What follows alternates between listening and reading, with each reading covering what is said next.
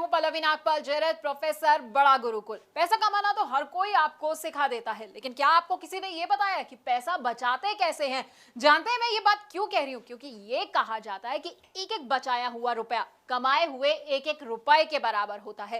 इसलिए पैसे कमाने के साथ साथ ये बहुत जरूरी है कि पैसे को बचाया कैसे जाए। इसलिए तो हम आपको बताएंगे कि कैसे आप पैसे बचा सकते हैं और उसे निवेश कर सकते हैं। अब कभी किसी के घर पे शादी होती है, कभी उसे घर भी खरीदना होता है, तो ऐसे में ना आपको समझ नहीं आता होगा कि भाई मैं पैसा कहां से निकालूं। तो घबराएं नहीं, क्योंकि हम आपको ये भी बताएंगे कि किस लक्ष्य के लिए आप कैसे पैसा बचा सकते हैं। तो आपके लिए कहां निवेश करना सही होगा, इन टिप्स के साथ हमने आपके लिए बहुत ही खास कोर्स बनाया है। इसमें हम आपको बताएंगे कि आखिरकार गोल बेस्ड फाइनेंशियल प्लानिंग क्या होती है। अब आप सोचेंगे कि भाई सेविंग और इन्वेस्टमेंट तो मैं करता ही रहता हूं, लेकिन आपको पता है सेविंग और इन्वेस्टमेंट में ना बड़ा अंतर होता है। तो ये अंतर क्या होता है ये भी हम आपको बताएंगे।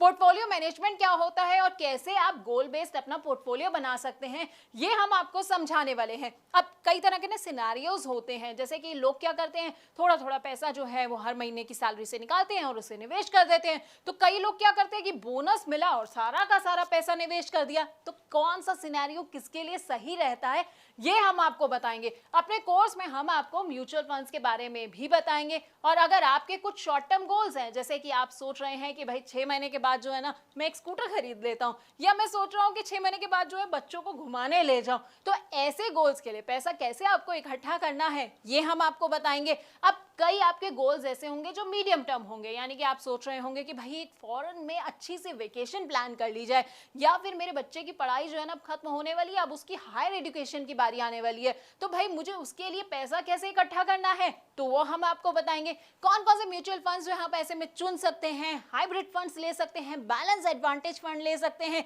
लेकिन अब आप ये सोच रहे होंगे भाई ये सारे फंड्स कौन से होते हैं, तो हम आपको ना इन तमाम फंड्स के बारे में बड़े अच्छे से बताने वाले हैं। उसके अलावा हमारी जिंदगी का जो सबसे बड़ा और सबसे लंबा गोल होता है ना रिटायरमेंट प्लानिंग का, वो आप कैसे कर सकते हैं। म्यूचुअल फंड्स के जरिए अपनी रिटायरमेंट प्लानिंग आप कैसे कर सकते हैं, कौन कौन से फंड्स आप चुन सकते हैं, ब्लू चिप फंड कौन से होते हैं, मिड कैप फंड कौन सा होते हैं, या स्मॉल कैप फंड्स जो हैं वो आपके लिए कैसे फायदेमंद हो सकते हैं, तो हम आपको बताएंगे। इसके अलावा ना निवेश के बड़े सारे और भी इंस्ट्रूमेंट्स होते हैं। अब जैसे पीपीएफ होता है, नाम तो सुना होगा आपने, एनपीएस होता है, एलआईसी के प्लान्स के बारे में तो हर कोई जानता है, और इक्विटी और डेट इंस्ट्रूमेंट्स के बारे में तो हर कोई जो है वो पूरा अच्छे से समझता आया है। लेकिन इनमें से आपके लिए कौन सा प्लान सही रहेगा ये शायद आप नहीं जानते होंगे। तो हम आपको ना अपने इस कोर्स में इन तमाम प्लान्स के बारे में अच्छे से जानकारी भी देने वाले हैं।